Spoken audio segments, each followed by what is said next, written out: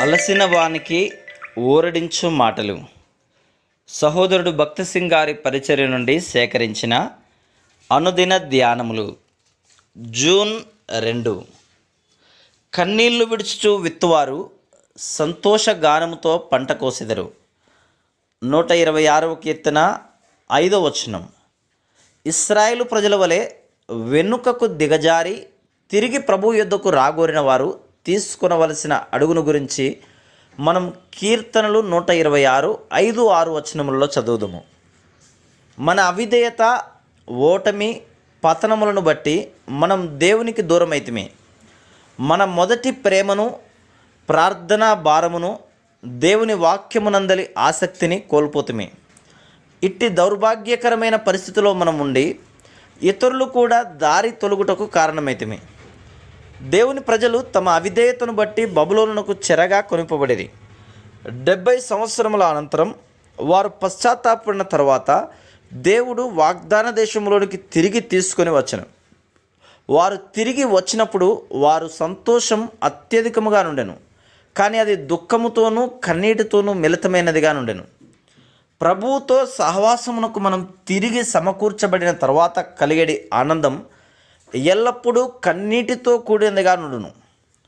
ప్రకటన 2, 3 అధ్యాయములలో 7 సంఘములలోని 5 విశ్వాసులను ప్రభు పశ్చాత్తాపపడుమని పిలుస్తున్నాడు. ఎఫెసు సంఘముపై మోపబడిన దోషారోపణ మొదటి ప్రేమను విడిచిపెట్టుట. ప్రకటన 2, 4.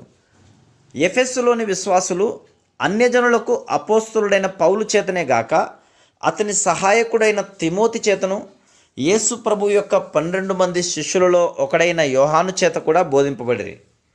అయినను వారు తమ మొదటి ప్రేమను కోల్పోయినప్పుడు ప్రభువు వారిని కఠినముగా ఖండించెను. కొన్నిసార్లు మనం కూడా అట్టి అనుభవం కలిగిందుము. మనము శోధనలచే మోసగించబడి చల్లగా శ్రద్ధలేని వారంగా నవ్వుదుము. మన ప్రార్థనా భారం తగ్గిపోయి నశించు ఆత్మల విషయంలో పట్టింపు లేని వారముగా నుందుము. ఇంకనూ దౌర్భాగ్యకరమైన విషయం ఏమనగా ఇట్టి స్థితిలో ఉండి మనం నిశ్చింతగా నుందము. కానీ కృపగల దేవుడు తన శాశ్వతమైన ప్రేమను బట్టి మనలను తన యొద్దకు ఆకర్షించుకొనును. మనలను మనము తగ్గించుకొని ఆయన యొద్దకు తిరిగి వచ్చుదుముగాక. అప్పుడు ఆయన మనం కోల్పోయిన సంతోషమును, సమాధానమును తిరిగి సమకూర్చును. మన సంతోషముతో కన్నీరు మిళితమగును. ప్రభువును దుఃఖపరిచిన దానిని బట్టి, మనము కోల్పోయిన అవకాశములను బట్టి, ఇతరులను దారి తొలగించుటను బట్టి మనము కన్నీరు కార్చుదుము. ఇట్టి అనుభవములను బట్టి పడిపోయిన విశ్వాసులకు సహాయం చేసేది శ్రేష్టమైన స్థాయిలోనికి మనం రాగలం. 126వ కీర్తన 5, 6 వచనములలో వలె మనం వారి యొద్దకు కన్నీటితో వెళ్ళగలము. Praise the lord.